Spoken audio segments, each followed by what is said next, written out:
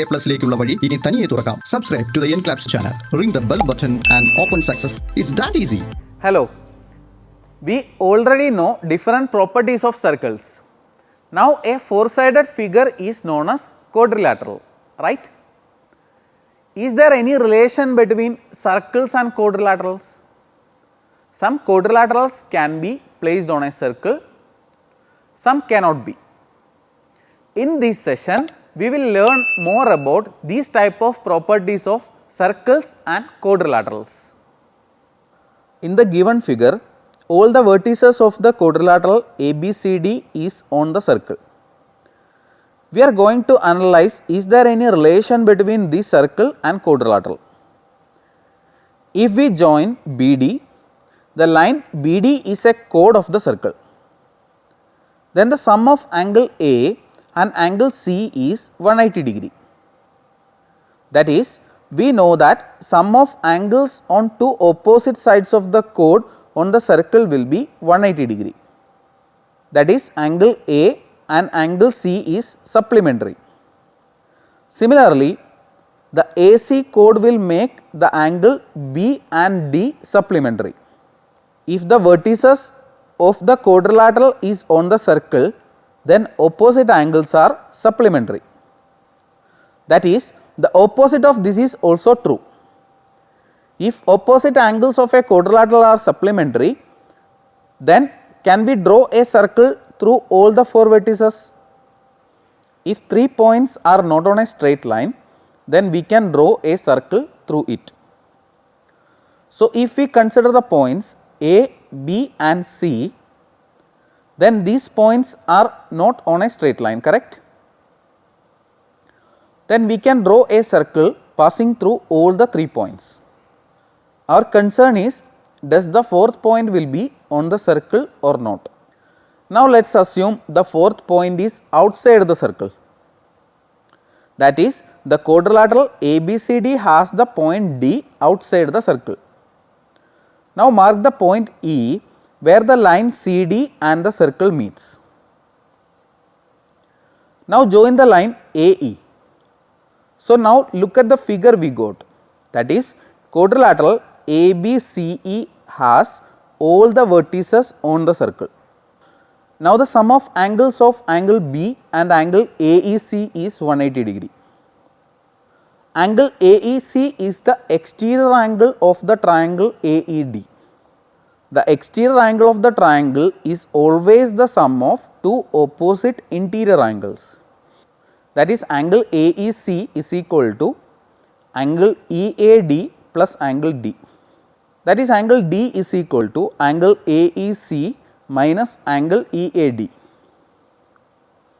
From these, we can say that angle D will be less than angle AEC. Comparing the first and second equations, sum of angle B and angle D is less than 180 degree. That is, angle B plus angle D is less than 180 degree. If one vertex of a quadrilateral is outside the circle, then sum of angles at this vertex and opposite vertex will be less than 180 degree according to this. Now let us assume if fourth point is inside the circle. In the figure, the fourth vertex of the quadrilateral ABCD is inside the circle. Now extend the line CD and mark the point E where the line CD meets the circle. Now join E and A. Now angle ADC is the external angle of the triangle AED. So again in triangle, the exterior angle will be the sum of two opposite interior angles. So angle ADC will be the sum of angle E and angle DAE. That is, angle ADC is greater than angle E. In the quadrilateral ABCE, the sum of angles B and E is 180 degree. Comparing these two equations, we will get the sum of angle B and angle ADC is greater than 180 degree. If we consider all the concepts we learned it can be said like this. For any quadrilateral, we can draw a circle passing through the 3 vertices. The 4th vertex can be inside, outside or on the circle. If the 4th vertex is on the circle, then the sum of this angle and its opposite will be 180 degree.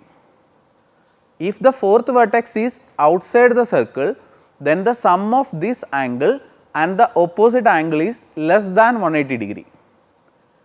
And if the 4th vertex is inside the circle, then the sum of this angle and the opposite angle is greater than 180 degree. That is, if the opposite angles of a quadrilateral is supplementary, then it is possible to draw a circle passing through all the vertices. This type of quadrilateral is known as cyclic quadrilateral. That is, for a cyclic quadrilateral, opposite angles will be supplementary.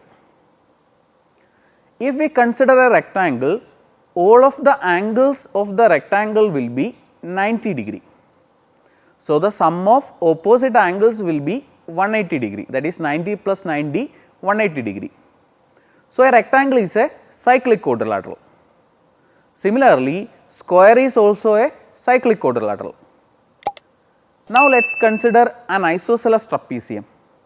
Is this a cyclic quadrilateral? Look at the figure given. ABCD is an isosceles trapezium. An isosceles trapezium is the figure in which one pair of the opposite sides is always parallel and the non-parallel sides are always equal. In an isosceles trapezium, the angles on parallel sides are always equal. That is, angle A will be equal to angle B, angle C will be equal to angle D. The AD line is a transverse line which is intersecting the parallel lines AB and CD. So, in this condition, the internal adjacent angles are always supplementary. That is, angle A plus angle D is equal to 180 degree.